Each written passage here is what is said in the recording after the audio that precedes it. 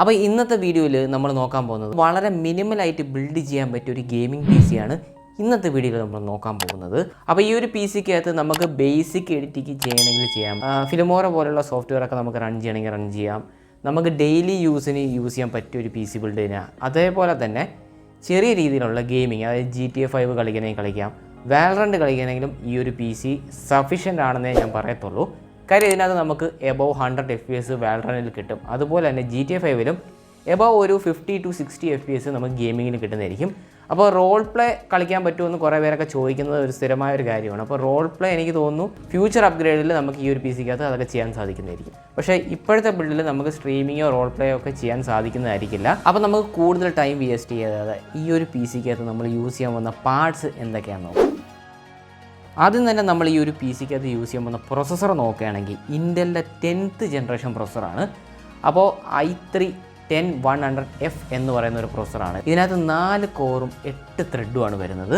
ഇതിൻ്റെ base clock നോക്കുകയാണെങ്കിൽ 3.60 GHz ആണ് ബേസ് ക്ലോക്ക് വരുന്നത്. ടെർബോ വരുന്നത് 4.30 GHz ആണ്. അപ്പോൾ ഇത് ഒരു i3 ആണ്. അപ്പോൾ നമുക്ക് വളരെ മിനിമലായിട്ട് യൂസ് ചെയ്യാൻ പറ്റിയ ഒരു ബഡ്ജറ്റിൽ അത്യാവശ്യം നല്ല പെർഫോമൻസ് തരുന്ന ഒരു പ്രൊസസ്സർ തന്നെയാണിത്. അടുത്ത ഈ ഒരു പി സിക്കകത്ത് നമ്മൾ യൂസ് ചെയ്യാൻ പോകുന്ന മദർ ബോർഡ് ഏതാണെന്ന് നോക്കാം. H510 Pro E എന്ന് പറയുന്ന ഒരു മദർ ബോർഡാണ്. ഈ ഒരു മദർ ബോർഡിനകത്ത് ഇൻബിൽഡ് വൈഫൈ നമുക്ക് കിട്ടുന്നതായിരിക്കില്ല.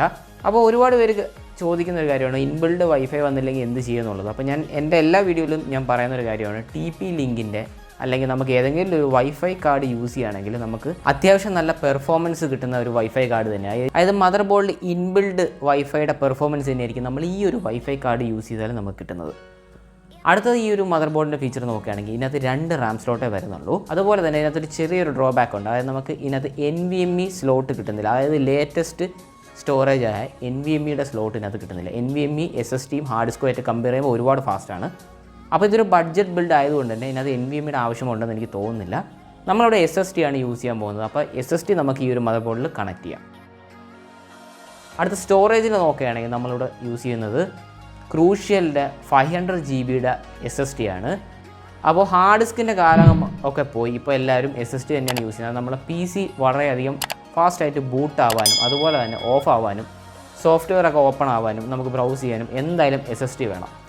അപ്പോൾ ഇപ്പോൾ SSDയുടെ പ്രൈസൊക്കെ കുറഞ്ഞ് വരുന്നുണ്ട്. NVMe വന്നതോടുകൂടി നോർമൽ സാറ്റ SSDയുടെ പ്രൈസ് കുറഞ്ഞിട്ടുണ്ട്. അപ്പോൾ നമ്മളിവിടെ 500 GB നോർമൽ സാറ്റ SSD ആണ് ഈ ഒരു പി സിയിൽ സ്റ്റോറേജിന് വേണ്ടി യൂസ് ചെയ്യുന്നത്. അടുത്ത റാം നോക്കുകയാണെങ്കിൽ ഈ ഒരു പി സിക്കകത്ത് യൂസ് ചെയ്യുന്ന ക്രൂഷ്യലിൻ്റെ 2666 MHz റാമാണ്. 8 GB DDR4 റാമാണ് ഇതിനകത്ത് യൂസ് ചെയ്തിരിക്കുന്നത്. അത്യാവശ്യം സഫീഷ്യൻ്റ് ആയ ഒരു റാം തന്നെയാണ്. പക്ഷേ ഇതിനകത്ത് ഹീറ്റ് സിങ്കും കാര്യങ്ങളൊന്നും വരുന്നില്ല. ഈ ഒരു ബിൽഡിൽ ബഡ്ജറ്റ് ആയതുകൊണ്ട് തന്നെ അത്രയും ഹൈ റേഞ്ചിലുള്ള റാം സ്റ്റിക്കൊന്നും നമ്മൾ നോക്കേണ്ട കാര്യമില്ല. ബഡ്ജറ്റിൽ കിട്ടാവുന്ന 2666 MHz റാം തന്നെ ധാരാളമായിരിക്കും നമുക്ക് ഈ ഒരു പി സിക്കകത്ത്. അപ്പോൾ ഈ ഒരു പി സിക്കകത്ത് നമ്മൾ പവർ സപ്ലൈയും ക്യാബിനറ്റും കൂടി ഒന്നിച്ച് വരുന്നത് മേടിക്കുന്നതായിരിക്കും എന്തുകൊണ്ട് നല്ലത്. കാര്യം 25,000 രൂപയുടെ ബഡ്ജറ്റിൽ നമുക്ക് ഇൻക്ലൂഡ് ചെയ്യാൻ പറ്റിയത് ക്യാബിനറ്റ് വിത്ത് SMPS തന്നെയാണ് നല്ലൊരു ഓപ്ഷൻ. അപ്പോൾ നമുക്ക് ഏതെങ്കിലും ഫിംഗേഴ്സിൻ്റെയോ സെബ്രോണിക്സിൻ്റെയൊക്കെ അത്യാവശ്യം നല്ലൊരു ക്യാബിനറ്റ് വിത്ത് SMPS ചൂസ് ചെയ്യുന്നതാണ് നല്ലത്. ഏകദേശം ഒരു 2500-2300 ആ ഒരു പ്രൈസ് റേഞ്ചിൽ കിട്ടുന്നതായിരിക്കും. അതല്ല നിങ്ങൾക്ക് കുറച്ച് ബഡ്ജറ്റ്, അതായത് നിങ്ങൾക്ക് RGB ക്രേസ് ഉണ്ടെന്നുണ്ടെങ്കിൽ നിങ്ങൾക്ക് ഒരു RGB ക്യാബിനറ്റ് മേടിക്കാം. അതുപോലെ തന്നെ ഒരു അഡീഷണൽ പവർ സപ്ലൈയും മേടിക്കുന്നത് നല്ലൊരു കാര്യം തന്നെയാണ്. പക്ഷേ RGB ക്രേസ് ഉണ്ടെങ്കിൽ മാത്രം നിങ്ങളത് മേടിച്ചാൽ മതി. കാര്യം നിങ്ങളുടെ ഈ ഒരു പി സിക്കകത്ത് RGBയും കാര്യങ്ങളൊക്കെ നിങ്ങൾക്ക് അങ്ങനെ വേണമെന്നുണ്ടെങ്കിൽ മാത്രം. പക്ഷേ ബഡ്ജറ്റ് 25,000-ന് മുകളിൽ പോകുന്നതായിരിക്കും. ഏകദേശം ഒരു 2,000 രൂപ കൂടുന്നതായിരിക്കും. RGB ക്യാബിനറ്റ്, അത് RGB ഫാൻ ഒക്കെ ഇൻക്ലൂഡഡ് ആയിട്ട് വരുന്ന ക്യാബിനറ്റൊക്കെ നിങ്ങൾക്ക് കിട്ടുന്നതായിരിക്കും.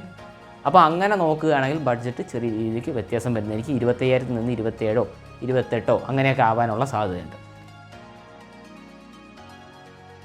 അടുത്ത ഈ ഒരു പി സി ബിൽഡിൽ നമ്മൾ പ്രധാനമായിട്ട് നോക്കുന്ന ഒരു കാര്യം തന്നെയാണ് ഗ്രാഫിക്സ് കാർഡ്. അതായത് ഗ്രാഫിക്സ് കാർഡ് ഉണ്ടെങ്കിൽ മാത്രമേ നമുക്ക് എഡിറ്റ് ചെയ്യാനും പറ്റത്തുള്ളൂ. അതുപോലെ തന്നെ ചെറിയ രീതിയിലുള്ള ഗെയിമിംഗ് ഒക്കെ ചെയ്യാൻ വേണ്ടിയിട്ട് നമ്മളിവിടെ ഇൻക്ലൂഡ് ചെയ്തേക്കുന്ന ഗ്രാഫിക്സ് കാർഡ് എന്ന് പറയുന്നത് അസ്യൂസിൻ്റെ GT 730 2 GB DDR5 ഗ്രാഫിക്സ് കാർഡാണ്. അപ്പോൾ GT 710 ഗ്രാഫിക്സ് കാർഡ് മേടിച്ചൂടെ എന്ന് ചിലർ ചോദിക്കാൻ സാധ്യതയുണ്ട്. അപ്പോൾ GT 710 കമ്പയർ ചെയ്യുമ്പോൾ GT 730 തന്നെയാണ് ബെറ്റർ. പക്ഷേ GT 730ൽ ഇവിടെ ചെറിയൊരു പ്രശ്നം വരുന്നുണ്ട്. അത് GT 730 DDR5 വരുന്നുണ്ട്, അതുപോലെ തന്നെ DDR3 വരുന്നുണ്ട്. അപ്പോൾ DDR3 ഒരിക്കലും നിങ്ങൾ ചൂസ് ചെയ്യരുത്, DDR5 തന്നെ ചൂസ് ചെയ്യണം. കാര്യം DDR5-ന് പെർഫോമൻസ് നല്ല രീതിക്കുള്ള ഡിഫറൻസ് വരുന്നുണ്ട്.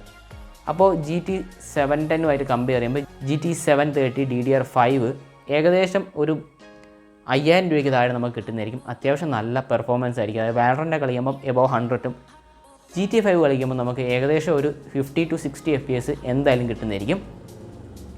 അതുപോലെ തന്നെ ഒരു ബേസിക് എഡിറ്റിംഗ് ഒക്കെ സപ്പോർട്ട് ചെയ്യുന്ന ഒരു ഗ്രാഫിക്സ് കാർഡ് തന്നെയാണ്.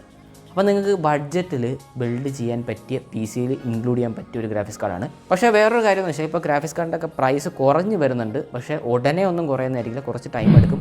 പയ്യെ അതായത് RTX 3050 3060 ഗ്രാഫിക്സ് കാർഡിൻ്റെയൊക്കെ പ്രൈസ് കുറഞ്ഞ് വരുന്നുണ്ട്. അപ്പോൾ അതിനെപ്പറ്റി ഒരു വീഡിയോ ചെയ്യണമെന്നുണ്ടെങ്കിൽ നിങ്ങൾ താഴെ കമൻറ്റ് ചെയ്താൽ മതി. ഗ്രാഫിക്സ് കാർഡിനെ പറ്റി ഒരു വീഡിയോ അടുത്തൊരു വീഡിയോയിൽ ചെയ്യുന്നതായിരിക്കും. അപ്പോൾ ഈ ഒരു PC ബിൽഡിൽ ഞാൻ ബഡ്ജറ്റിൽ ഇൻക്ലൂഡ് ചെയ്യാത്ത ഒരു കാര്യമാണ് മോണിറ്റർ എന്നുള്ളത്. അത് നിങ്ങൾക്ക് മോണിറ്റർ വേണമെങ്കിൽ ഞാൻ ഇവിടെ കുറച്ച് ഓപ്ഷൻസ് കാണിക്കുന്നുണ്ട്. അതായത് AOCയുടെ 18.5 ഇഞ്ചിൻ്റെ LED മോണിറ്റർ നിങ്ങൾക്ക് മേടിക്കാവുന്നതാണ്. അത് 60 Hz മാത്രം റീഫ്രഷ് റേറ്റ് വരുന്നുണ്ട്. പക്ഷേ വളരെ ചുരുങ്ങിയ ബഡ്ജറ്റിൽ മേടിക്കാൻ പറ്റിയൊരു മോണിറ്ററാണ്. ഇപ്പോൾ ആമസോണിലും കാര്യങ്ങളിലൊക്കെ ഓഫേഴ്സ് വന്നിട്ടുണ്ട്. അതുപോലെ തന്നെ AOCയുടെ 22 ഇഞ്ചിൻ്റെ മോണിറ്ററും സ്ലിം 75 Hz VA പാനൽ വരുന്ന 7 മില്ലി സെക്കൻഡ് റെസ്പോൺസ് റേറ്റ് വരുന്ന മോണിറ്ററും ഇപ്പോൾ ആമസോണിൽ ഓഫർ പ്രൈസിലൊക്കെ വന്ന് കിടപ്പുണ്ട്.